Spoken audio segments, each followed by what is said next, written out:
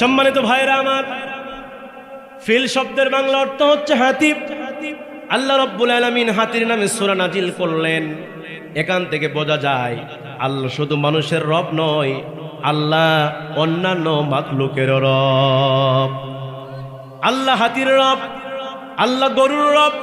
পৃথিবীতে যত মানুষ আছে, যত মাখলুক আছে, সমস্ত মাখলুকের রব হলো আল্লাহ।